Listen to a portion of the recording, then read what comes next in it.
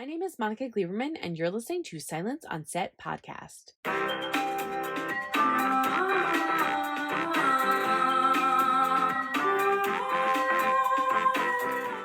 On today's podcast, we're talking to the director and one of the survivors of Netflix's latest film, Society of the Snow. In 1972, a Uruguayan Air Force Flight 571, which had been chartered to fly a rugby team to Chile, crashed in the heart of the Andes. Only 29 of its 45 passengers survived the accident. Trapped in one of the most hostile and inaccessible environments on the planet, they have to resort to extreme measures to stay alive. So to talk about the film, here's director and co-writer Juan Antonio Bayona. You did such a fantastic job. I wanted to start off with, obviously the story has been told before. Yeah. So what was one of the struggles or something that you wanted to really focus on to make this story different than things that have been told in the past? Yeah, to me, it was more about going beyond the fact because I knew the fact. I saw 2 films before and many documentaries and touched this almost spiritual level that the story has and makes it much bigger than what I thought it was. And what was it like, I don't know if it was like hard, freaky, like trippy, like to like see, because the sets are so carbon copy of what it really looked like. You guys did such a great job. Yeah. So for you, when you like stepped on set, is that something hard to like swallow, or do you just have to kind of direct and move and just move on with what you have to do? How do you get that done? I mean, it was crazy how well you guys did. Yeah, it was very important, especially for the actors. They did the whole journey. We shot chronologically and we gave them the information. They were in contact with the survivors constantly on the set, or the families of the deceased. They had all the information, and then we allowed them to experience hunger because they went through the very strict diet, cold because we were shooting in real locations, a sense of isolation because they were very far away from home. They were from Argentina or Uruguay. We were shooting in Spain, so they couldn't see their families or their girlfriends. So all these things make the work harder for them, but at the same time easier to get to what we were looking for in terms of the performance. I have to say really quickly that you did such a great job in terms of shooting and working with the cinematographer and writing it, how you handled, them having to eat, and how to film that, and how I know that I right away when I saw it, I was like, he took very very careful care in that, and didn't want to exploit anything. So the way that you filmed that was it gets it across without being gratuitous. I thought it was very well done, so I just want to point that out. It was very well done. For you, was there something in particular when you were working on it that you were like, this has to be in this movie? Like, I read the story, I know all these things, I have to have this in it. To me, it was all about telling how much love can you find in the darkest of the situations. It's not about cannibalism. It's about people giving everything they had left to their friends in order to make them come back. That's to me the most beautiful part of the story. These people who died giving everything to their friends to come back. It's about love. It's about friendship. It's about extreme generosity. And it's about understand that the person that you have right in front of you, across of you, is the same than you. It's the same thing. So if you leave, I will leave. And actually, this is what happened. I gave the chance the survivors to give a voice to the dead now.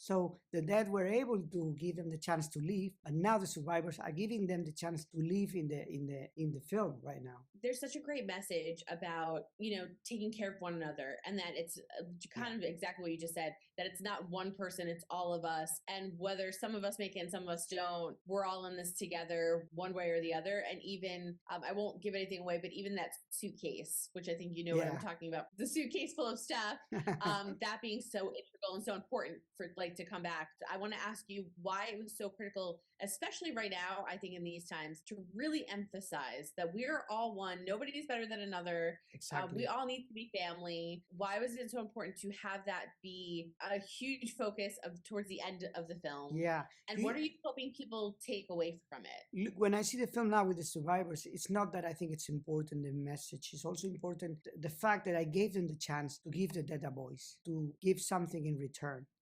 They needed the film more than me because they knew they had something left.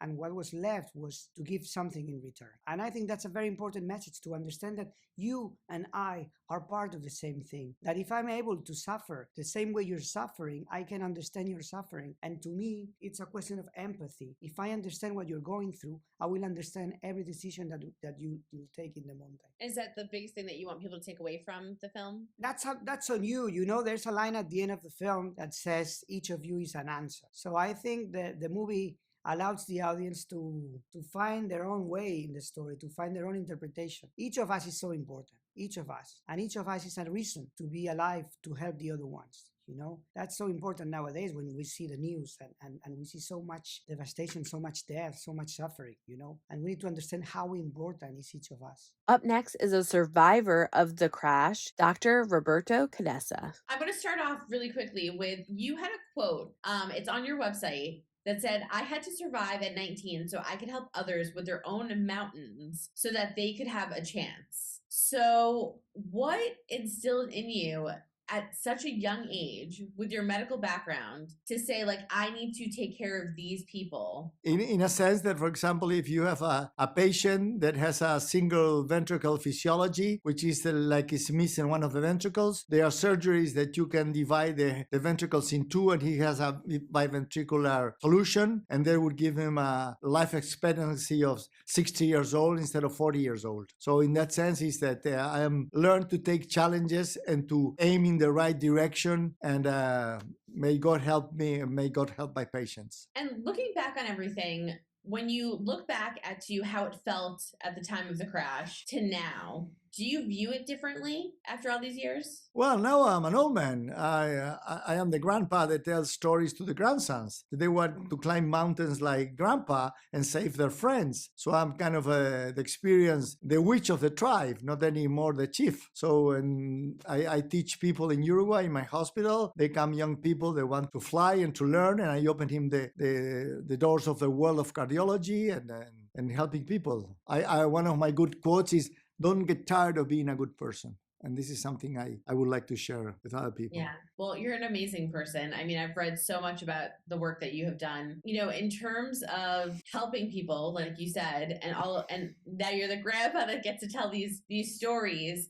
Is it crazy that all of these films and documentaries and things have been made? This film, to me, was very different than anything I've ever seen before. And I thought it was such a great portrayal of what the horrific stuff that you guys went through. No, it's not a film. It's an experience of life. I mean, you're sitting there and you get completely immersed in the reality of the plane crash, as it happened to us. I mean, I was a rugby player and I had to become a survivor, and I have to become a part of the Society of the Snow. We created a society in which death was very close to you. If you saw someone dying, you were set for yourself because you were the next one on the queue. And the closeness to God is something that is very common in people that are so faced to death. And the food were the dead people. I mean, it was a state of poverty, very different from the life before. But it's incredible that we are capable of having that metamorphosis and becoming. And this is why I think, and you also share, that this is more than a film. This is an experience. And it's a film from the family. The youngsters have to go and see it. The grandma remembers about the plane crash. So I see it's an incredible chance for the world to have a different approach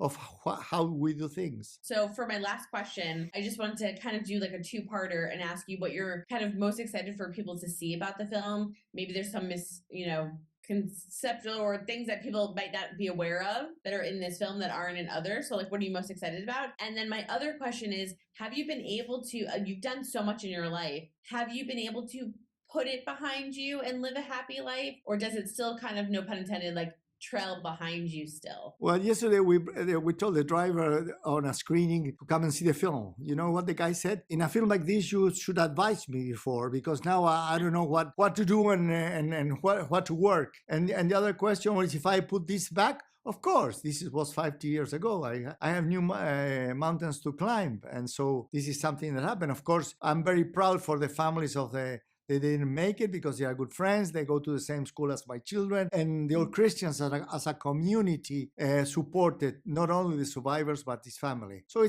I think it's an example of the world, how to deal with these circumstances that are happening around, people going to wars, having all this huge suffering among us. I hope you guys learned a lot from Juan and Roberto talking about what it was like really being on that mountain and trying to survive after their 1972 plane crash. Society of the Snow really digs into exactly what it was like and really gives you a feel almost like a documentary, even though it's a fictionalized film based off of real events. I highly recommend viewing this movie. Society of the Snow will be released globally on Netflix on December 4th, 2024, and will be available in select theaters throughout the month of December. So make sure you go and check it out. And don't forget to hit the subscribe button so you're updated on all of our latest podcasts, and head over to our YouTube channel, hit subscribe so you're updated on all of our video content.